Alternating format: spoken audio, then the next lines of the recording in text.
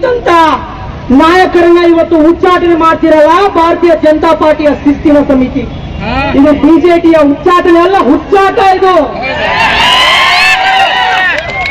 ಬಸವನಗೌಡ ಪಾಟೀಲ್ ಯತ್ನಾಳ್ ಅಂದ್ರೆ ಅವರು ಸುಮ್ಮನೆ ಮನೆಯಲ್ಲಿ ಕುಳಿತುಕೊಂಡು ಮನೆ ಕಟ್ಕೊಂಡು ರಾಜಕಾರಣ ಮಾಡುವಂತ ರಾಜಕಾರಣಿ ಅಲ್ಲ. ಜನರ ಮಧ್ಯದಲ್ಲಿ ಇದ್ಕೊಂಡು ಜನರ ಕಷ್ಟ ಸುಖವನ್ನ ಹಂಚ್ಕೊಂಡು ರಾಜಕಾರಣ ಮಾಡ್ತಕ್ಕಂಥ ವ್ಯಕ್ತಿ. ಹಿಂದೂ ಸಮುದಾಯವನ್ನ ಒಗ್ಗಟ್ಟನ್ನಾಗಿ ಮಾಡಿ ಕರ್ನಾಟಕದಲ್ಲಿ ಯೋಗಿ ಆದಿತ್ಯನಾಥರು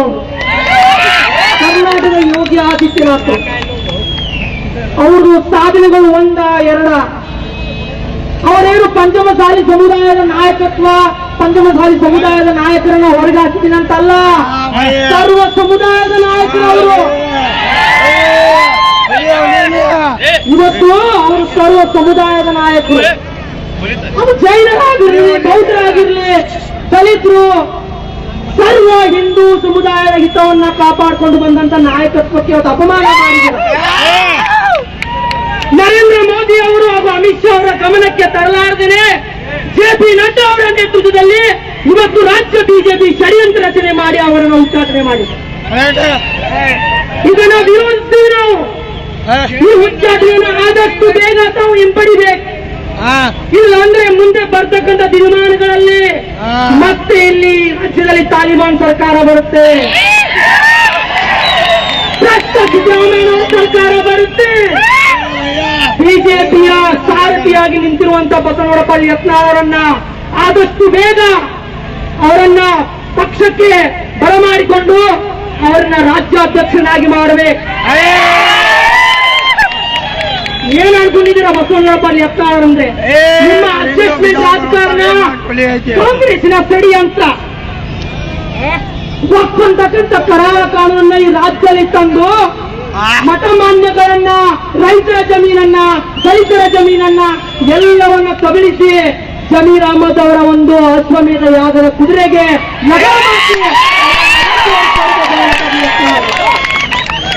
ಅದಕ್ಕೆ ನಾನು ಈ ಸಂಪೂರ್ಣ ಹಿಂದೂ ಸಮುದಾಯದ ಪರವಾಗಿ ನಾವು ವಿನಂತಿಯನ್ನು ಮಾಡ್ಕೊಳ್ತೀವಿ ಕೇಂದ್ರ ಸಮಿತಿಗೆ. ಆದಷ್ಟು ಬೇಗ ಇದನ್ನ ಪರಿಶೀಲನೆ ಮಾಡಿ ಈ ಷಡ್ಯಂತ್ರಕಾರಿಗಳ ಕೈಯಿಂದ ಪಕ್ಷವನ್ನ ತೆಗೆದು ಇಂಥ ಪ್ರಾಮಾಣಿಕ ನೇರ ನಿಷ್ಠುರ ನಾಯಕನಿಗೆ ಪಕ್ಷವನ್ನು ಒಪ್ಪಿಸಬೇಕು. ಮುಂದೆ ಬರ್ತಕ್ಕಂಥ ದಿನಮಾನಗಳಲ್ಲಿ ಬಿಜೆಪಿ ರಾಜ್ಯದಲ್ಲಿ ಅಧಿಕಾರಕ್ಕೆ ಬರುತ್ತೆ. ಈ ಸುಳ್ಳು ಗ್ಯಾರಂಟಿಗಳು, ಭ್ರಷ್ಟಾಚಾರ, ಸಿದ್ದರಾಮಯ್ಯ ಸರ್ಕಾರ ಮನೆ ಹೋಗುತ್ತೆ. ಅದು ಬಸವನಗೌಡ ಪಾಟೀಲ್ ಯತ್ನಾಳ್ ಸಾಹೇಬರಿಂದ ಮಾತ್ರ ಸಾಧ್ಯ. ಅದಕ್ಕೆ ಆದ್ರೆ ಬಿಜಾಪುರ ನಗರದಲ್ಲಿ ರೈತರೆಲ್ಲ ಆತ್ಮಹತ್ಯೆ ಮಾಡುವಂತ ಪರಿಸ್ಥಿತಿ ಬಂದಿತ್ತು. ಯಾಕಂದ್ರೆ ಈ ಒಕ್ಕೂಟದ ಕಾನೂನು ಜಮೀನುಗಳನ್ನ ಕಬಳಿಸ್ತಾ, ಮಠ ಮಾನ್ಯಗಳನ್ನ ಕಬಳಿಸ್ತಾ ಇವರೆಲ್ಲ ಜಮೀರ್ ಅಹಮದ್ ಅವರ ನೇತೃತ್ವದಲ್ಲಿ, ಇವರೆಲ್ಲ ಸಿದ್ದರಾಮಯ್ಯ ಅವರ ನೇತೃತ್ವದಲ್ಲಿ ಎಲ್ಲರ ನೇತೃತ್ವ ಷಡ್ಯಂತ್ರ ಮಾಡ್ತಿರುವಾಗ ರೈತರೆಲ್ಲ ಆತ್ಮಹತ್ಯೆ ಮಾಡುವಂತ ಸಂದರ್ಭದಲ್ಲಿ ಬಸವನಗೌಡ ಪಾಟೀಲ್ ಯತ್ನಾಳ್ 3 ದಿನಗಳ ಕಾಲ ಜಿಲ್ಲಾಧಿಕಾರಿಗಳ ಕಚೇರಿಯ ಮುಂಭಾಗದಲ್ಲಿ ಅಹೋರಾತ್ರಿ ಧರಣಿ ಸತ್ಯಾಗ್ರಹ ಮಾಡಿದ್ರು. ಕೆಪಿಸಿ ಜಗದೀಂಬಿಕ ಪಾಲ್ ಅವರು ಬಿಜಾಪುರಕ್ಕೆ ಬರಬೇಕಾಯ್ತು, ತೇಜಸ್ವಿ ಸೂರ್ಯ ಅವರು ಬಿಜಾಪುರಕ್ಕೆ ಬರಬೇಕಾಯ್ತು. ವಿಜೇಂದ್ರ ಅವ್ರ ಮನೆಗೆ ಹೋಗಲಿಲ್ಲ. ಅವರು ರಾಜ್ಯಾಧ್ಯಕ್ಷ ವಿಜೇಂದ್ರನ್ ಮನೆಗೆ ಹೋದ್ರ ಎಲ್ಲಿ ಬಂದು ಸಾಮಾನ್ಯ ಶಾಸಕರ್ರಿ, ಜನರ ನಾಯಕರು ಅವರ ಹತ್ರ ಬಂದು ಅವರ ಹತ್ರ ಮನವಿಯನ್ನ ತಗೊಂಡು ಇವತ್ತು ಇಲ್ಲಿ ಇತಿಹಾಸ ರಚನೆ ಆಯಿತು. ವಿಜೇಂದ್ರ ಅವರು ಆಮೇಲೆ ಹೋರಾಟ ಮಾಡಿದ್ರು, ನಮ್ಮ ಭೂಮಿ ನಮ್ಮ ಹಕ್ಕು. ಎಲ್ಲ ನಾಟಕ ನಡೆಯೋದಿಲ್ಲ ಇನ್ನು ಮುಂದೆ. ಅವರು ನಮ್ಮ ಶಕ್ತಿ, ಬಸವನಗೌಡ ಪಾಟೀಲ್ ಯತ್ನಾಳ್ ನಮ್ಮ ಶಕ್ತಿ.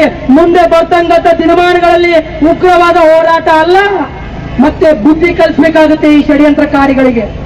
ಆದಷ್ಟು ಬೇಗ ಅಮಿತ್ ಶಾ ಅವರು, ನರೇಂದ್ರ ಮೋದಿ ಅವರ ಮೇಲೆ ನಮ್ಮ ಸಮುದಾಯ, ನಮ್ಮ ಹಿಂದೂ ಸಮುದಾಯದ ಭರವಸೆ ಇದೆ.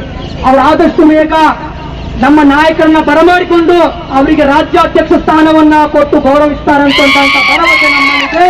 ನಾವೆಲ್ಲರೂ ಒಗ್ಗಟ್ಟಾಗಿ ನಿಲ್ಲೋಣ, ನಾವೆಲ್ಲರ ಶಕ್ತಿ ಒಗ್ಗಟ್ಟಾಗಿರೋಣ. ಸಂಪೂರ್ಣ ಹಿಂದೂ ಸಮುದಾಯ ಒಗ್ಗಟ್ಟಾಗಿದೆ. ಅದರ ಜೊತೆ ಎಲ್ಲ ದಲಿತರು, ಆದಿವಾಸಿಗಳು, ಹಿಂದುಳಿದ ವರ್ಗದವರು ಎಲ್ಲರೂ ಒಂದಾಗಿದ್ದೇವೆ. ಭಾರತ್ ಮಾತಾ ಕಿ, ಭಾರತ್ ಮಾತಾ ಕಿ.